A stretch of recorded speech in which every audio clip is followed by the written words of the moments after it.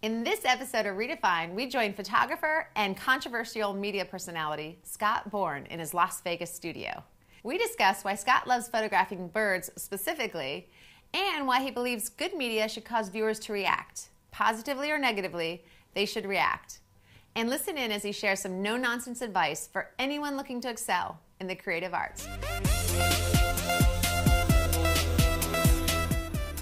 Special thanks to our sponsors Adorama, the photography people, and T1 Line, the voice and data solution experts. Thanks for joining us, Scott. Happy to be here. I would love for you to summarize what it is that you do. I know you're involved in a lot of different organizations, activities, broadcast, media. What do you do? I'm a storyteller.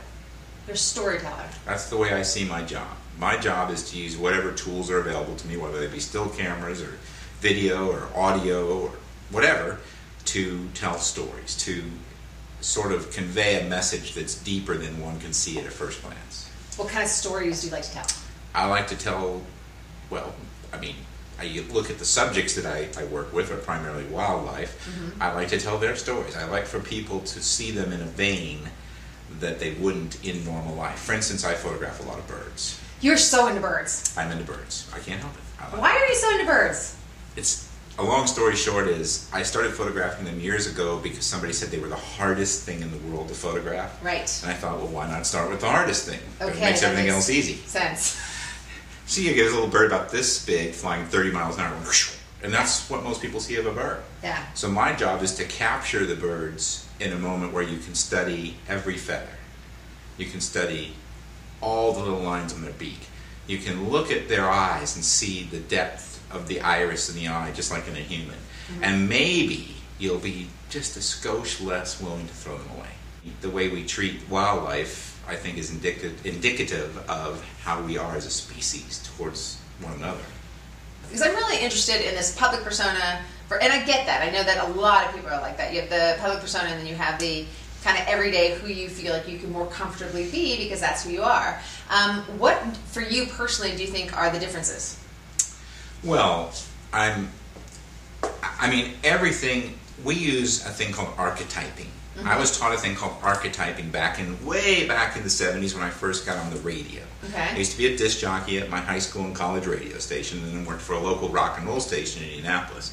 And we use a thing called archetyping. You pick a character, something that there is a small part of you that connects to that, mm-hmm. and then you blow it up real big. So it's 10% you and 90% balderdash. So part of that is for show, part of that is purposely to annoy people, to get them to talk and come back and watch and say, this drives me crazy, what time's it on next? Exactly. That's what good media does. Good media causes people to react. Okay. Now, and I'm just telling the truth here, and I'm saying I'm doing what the magicians usually won't do. I'm showing you how the trick works. Right. That's very interesting to me. So why is that different from you, Scott? Well, because I'm 10% of that, not 100% of that. I wouldn't. What's the other 90%?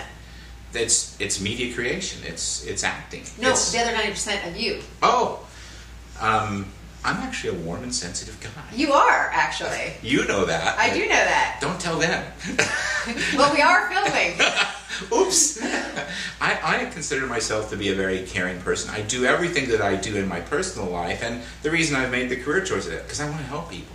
Mm-hmm. I do this podcast called Photo Focus, and I write. Heard of it? And I write about photography, and have written about photography on the web every single day since November 2nd, 1998, without missing. I do that because I want to help people. Yeah. That's the real me. I want to help people. And you put out a ton of content. I do, and it's hard work. And in reward for that, I get attacked, and minefields I have to walk through. But at the end of the day, I get a lot of email from people I did help. Yes. And that's what I do. I don't crying letters from people who receive cameras too.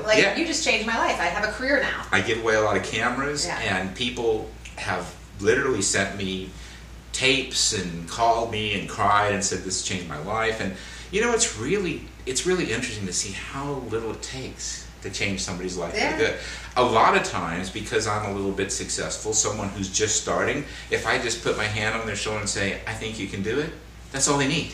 Yeah. Do any of the comments, given how much you do for producing content and talking to people and advising them and just putting out a lot, do any of those comments ever just flat out hurt your feelings? No.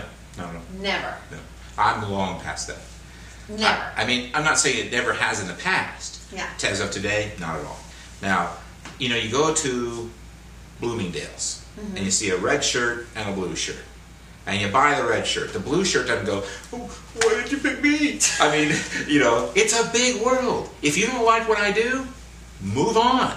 Yeah. I'm okay with that. If you like what I do, come hang out. Yeah. I'm okay with that. Yeah. I'm still going to do what I do. Yeah. That isn't going to change. Right. You can be part of it. Yeah. You can ignore it. You can ridicule it. You can hate it. You can love it. None of that affects me doing what I do. I'm going to do what I want to do.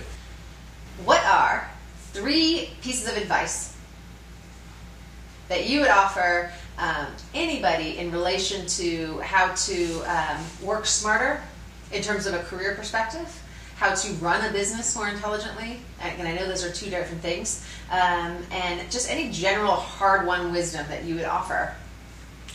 Well, the number 1 piece of advice I give to everybody along these lines is to figure out exactly what you want to do and do that. Figure out exactly what you want to do. And that sounds so easy. And It yet, is not easy for most people Yeah. because what they'll do is they'll start to think about what they think they can do. Right. That's not what I'm asking. That's not what I'm asking. Yeah. What do you want to do? So you run into a guy who's a lawyer, works for the Justice Department, graduated top of his class at Harvard Law, but doesn't like his job. He wants to be a cake maker. All his life, he's dreamt about being a cake maker because he thinks there's art in the cakes. He knows the cakes make people happy. The minute they bite into them, they smile. He thinks that that's the best thing in the world. But he's a lawyer because he thinks that's what he can do to make a living. Right. But what he wants to do is be a cake maker. My argument is that guy's life is an utter waste of time. Second piece of advice is don't worry about new, worry about you. So worry about new, worry about you. Go. What does that mean? So all over the internet, the kid's like, well, there's nothing new about that. As if it has to be new to be cool. Huh. It's like, if it's been done before, I'm not interested. Well, that's the kid's voice? Yeah. It's like ridiculous to me. It shouldn't be about whether or not this place has never been photographed or this photographic style has never So been. you feel people are seeking so hard to find something brand new, original, that never there's seen no before. you in there. That there's no, okay, interesting. Show me you. Yeah. Don't show me new. Yeah. I want to know what's your heart. Right. What is it that you want to make that's special, that's you, that really tells... Because that will be new. That will be new, because it's you. Because Yeah. we can both stand at Delicate Arch, at Arches National Park. We will make different photographs. Yes. Because we will see different things. I heard that once at the beginning of my career, and I thought, I guess if you turn it this way versus... No. And I've come to realize, because I've gone out and people have second shot with me, or I've had a workshop where there's 15 of us out there, and I'm stunned. I'm like, we're all seeing and feeling and capturing such different things. Those 2 things are the touchstone to the last thing, which is don't become a commodity. Don't become a commodity. Don't let yourself become a commodity. Commoditization leads to mediocrity and the destruction of everything beautiful. How would you define somebody who's become a commodity? Someone who allows their work to be treated as if anyone else doing it can do it the same. And this goes back to the you factor. So it's like, you see, we have to use photographs as an example when you're talking to me because I'm a photographer. So I see people that sell prints. They go, this is what an 8x10 cost. I said, so what's an 11x14 cost? Well, it costs this much more. So basically what you're selling is square inches. Yeah. And it's funny, I've been to my lawyer and he doesn't go, okay, Scott, your will is 4 pages, 8x10 inches, so that's 160 inches. I'm going to charge you $10 an inch, so you owe me $1,600. So you're saying it's the core of the image regardless of... I'm saying that it's the you that had the passion to make the image. It's the way you interpreted it. It's the way you printed it. It's the way you presented it. This can become a commodity if you're going to compete with people on a, well, I sell 8x10s for $3.08, and the guy goes, well, I sell mine for $3.05. What you're implying here to the end user, the person purchasing the pictures, there's no difference. Right. It's just, well, 8x10s are this much here and this much here and this much here. I'm going to buy the cheapest one. One of my strengths in business has been, whatever my competitors were doing, I did nothing like that. So they all sold packages. I didn't. Right. So when the people would come to my studio and go, well, we went to his place and this was what his packages cost, and what do your packages cost? I'm like, Mrs. Jones, I don't have any packages. What do you mean? You're looking at the package. Did you do that? Actually, never did. Oh. I said, why would I put together something that you may or may not want and put a price on it and force you to buy it? Right. You just tell me what you want, and no one's ever left here saying they can't afford me. Just tell me what you want and we'll put it together. And that made it impossible to be compared on an apples basis, which got me all the business because I wasn't being judged as a commodity. So don't allow yourself to become a commodity. If people don't respect you, what you do, your heart, move on. It is really a big world. We had so much more to talk about. We finally finished up somewhere around lunch. But thank you, Scott, so much for joining us for reDefine.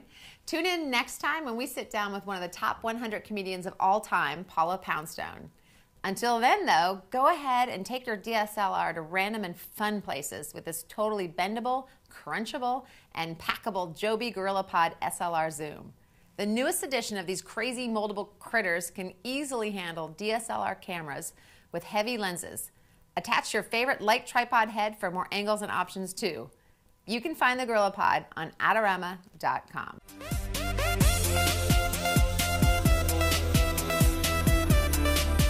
Special thanks to our sponsors Adorama, the photography people, and T1 Line, the voice and data solution experts.